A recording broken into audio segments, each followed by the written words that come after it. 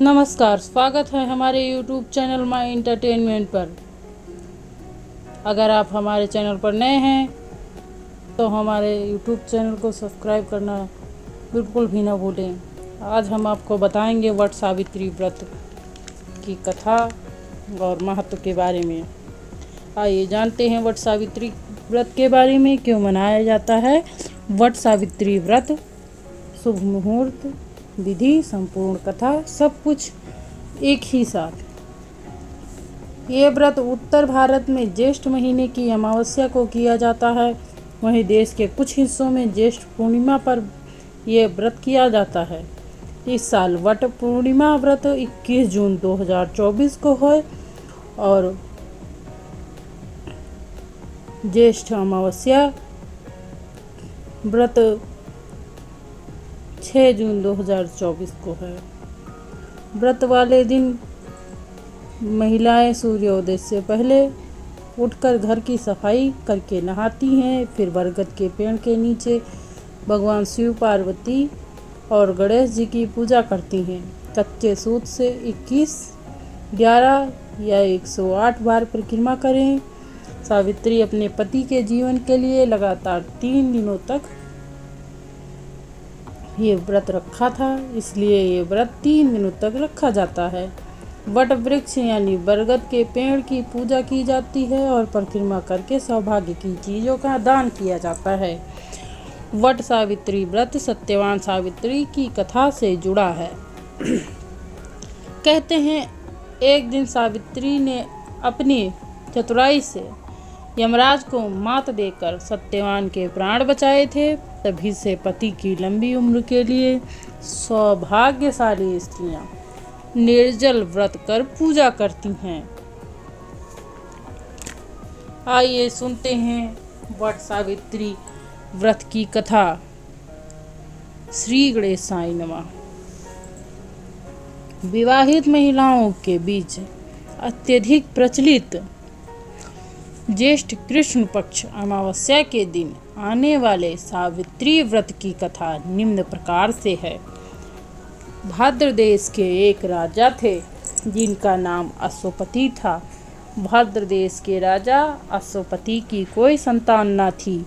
उन्होंने संतान प्राप्ति के लिए मंत्रोच्चारण के साथ प्रतिदिन 1 लाख आहुतियाँ दी। 18 वर्षों तक यह क्रम जारी रहा। इसके बाद सावित्री देवी ने प्रकट होकर वरदान दिया कि तुझे एक तेजस्वी कन्या पैदा होगी। सावित्री देवी की कृपा से जन्म लेने के कारण कन्या का नाम सावित्री रखा गया। कन्या बड़ी होकर बेहद रूपवान हुई। योग्य वर न मिलने की वजह से सावित्री के पिता दुखी थे। उन्होंने कन्या को स्वयंवर तलाशने भेजा। सावित्री तपोवन में भटकने लगी। वहाँ साल्व देश के राजा दुमतसेन रहते थे। क्योंकि उनका राज्य किसी ने छीन लिया था, उनके पुत्र सत्यवान को देखकर सावित्री ने पति रूप में उनका वरण किया। ऋषिराज नारद को जब यह बात पता चली तो वह अश्वपति के पास पहुँचे और कहा कि हे राजन, यह क्या कर रहे हैं आप? सत्यवान गुणवान हैं, धर्मात्मा हैं और बलवान भी हैं, पर उनकी आयु बहुत ही छोटी है। वह अल्पायु हैं। 1 वर्ष के बाद ही उनकी मृत्यु हो जाएगी। ऋषिराज नारद की यह बात सुनकर राजा अश्वपति घोर चिंता में डूब गए। सावित्री ने उनसे कारण पूछा तो राजा ने कहा, पुत्री, तुमने जिस राजकुमार को अपने वर के रूप में चुना है वह अल्पायु हैं। तुम्हें किसी और को अपना जीवन साथी बनाना चाहिए। इस पर सावित्री ने कहा कि हे पिताजी, आर्य कन्याएं अपने पति का एक ही बार वरण करती हैं। राजा एक ही बार आज्ञा देता है और पंडित एक ही बार प्रतिज्ञा करते हैं और कन्यादान भी एक ही बार होता है। सावित्री हठ करने लगी और बोली, मैं सत्यवान से ही विवाह करूंगी। राजा अश्वपति ने सावित्री का विवाह सत्यवान से कर दिया। सावित्री ससुराल पहुँचते ही सास ससुर की सेवा करने लगी। समय बीतता चला गया। नारद मुनि ने सावित्री को पहले ही सत्यवान की मृत्यु के दिन के बारे में बता दिया था। वह दिन जैसे जैसे करीब आने लगा, सावित्री अधीर होने लगी। उन्होंने 3 दिन पहले से ही उपवास शुरू कर दिया। नारद मुनि द्वारा कथित निश्चित तिथि पर पुत्रों का पूजन किया। हर दिन की तरह उस दिन भी सत्यवान लकड़ी काटने जंगल चले गए। तभी उसके सिर में तेज दर्द होने लगा। दर्द से व्याकुल सत्यवान पेड़ से नीचे उतर गए। सावित्री अपना भविष्य समझ गई। सत्यवान के सिर को गोद में रखकर सहलाने लगी। तभी वहाँ यमराज आते दिखे। यमराज अपने साथ सत्यवान को ले जाने लगे। सावित्री भी उनके पीछे पीछे चल पड़ी। यमराज ने सावित्री को समझाने की बहुत कोशिश की कि यही विधि का विधान है, लेकिन सावित्री नहीं मानी। सावित्री की निष्ठा और पतिपरायणता को देखकर यमराज ने सावित्री से कहा, हे देवी, तुम धन्य हो, तुम मुझसे कोई भी वरदान मांगो। सावित्री ने कहा, मेरे सास ससुर वनवासी हैं और अंधे भी हैं, उन्हें आप दिव्य ज्योति प्रदान करें। यमराज ने कहा, ऐसा ही होगा, जाओ अब लौट जाओ। लेकिन सावित्री अपने पति सत्यवान के पीछे पीछे चलती रहीं। यमराज ने कहा, हे देवी, तुम वापस जाओ। सावित्री ने कहा, भगवान, मुझे अपने पति के पीछे पीछे चलने में कोई आपत्ति नहीं है। पति के पीछे चलना ही मेरा कर्तव्य है। यह सुनकर उन्होंने फिर से उसे एक और वर मांगने को कहा। सावित्री बोली, हमारे ससुर का राज्य छिन गया है, उसे आप पुनः वापस दिला दें। यमराज ने सावित्री को यह वरदान भी दे दिया और कहा, अब तुम लौट जाओ। लेकिन सावित्री पीछे पीछे चलती रही। यमराज ने सावित्री को तीसरा वरदान मांगने को कहा। इस पर सावित्री ने ससंतानों और सौभाग्य का वरदान मांगा। यमराज ने इसका वरदान भी सावित्री को दे दिया। सावित्री ने यमराज को कहा कि हे प्रभु, मैं एक पतिव्रता पत्नी हूँ और आपने मुझे पुत्रवती होने का आशीर्वाद दिया है, और बिना पति के मैं पुत्र कहाँ से लाऊं। यह सुनकर यमराज को सत्यवान के प्राण लौटाने पड़े और यमराज अंतर्ध्यान हो गए और सावित्री उसी वट वृक्ष के पास आ गई जहाँ उसके पति का मृत शरीर पड़ा था। सत्यवान जीवंत हो उठे और दोनों खुशी खुशी अपने राज्य की ओर चल पड़े।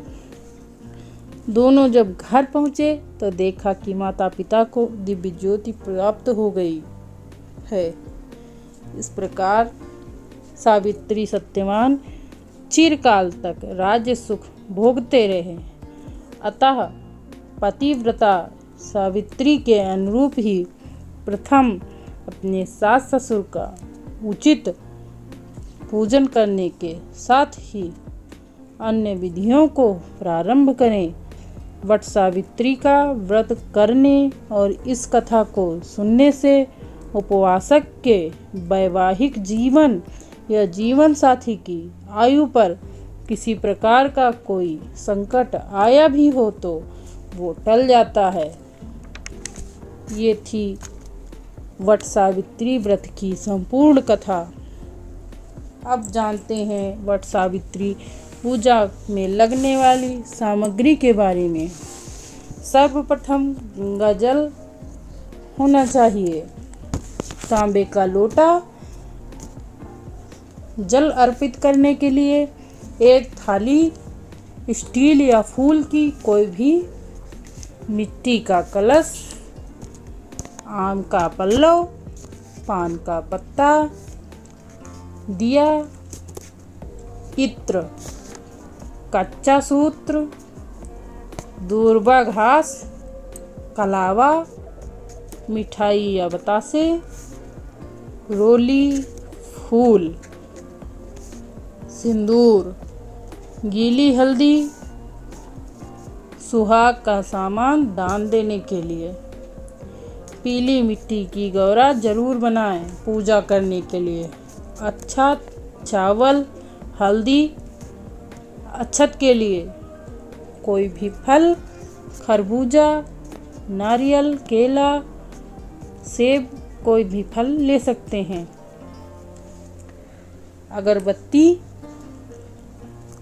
भीगा चना, बांस का पंखा, डुलाने के लिए गुलगुला, पूड़ी आदि घर का सामान, बना हुआ पकवान,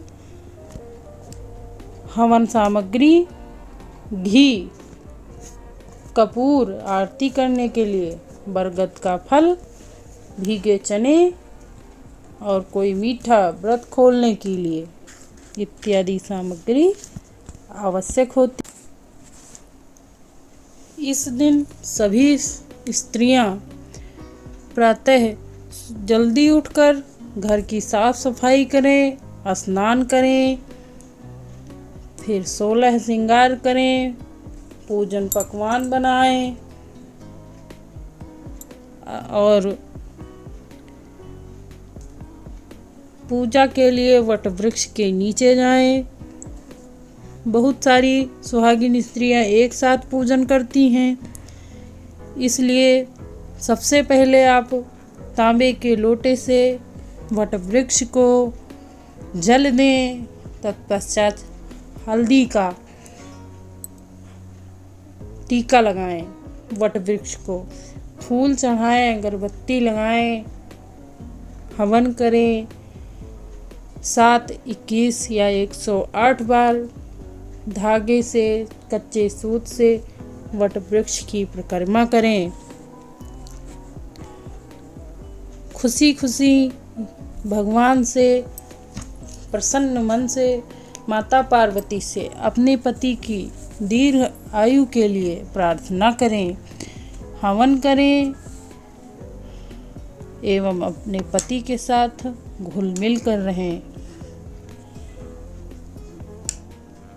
वीडियो पर अंत तक बने रहने के लिए धन्यवाद। ऐसे ही और वीडियो देखने के लिए माय एंटरटेनमेंट चैनल को सब्सक्राइब करें। वीडियो को लाइक, शेयर, कमेंट करना बिल्कुल ना भूलें। एक बार पुनः धन्यवाद। नमस्ते।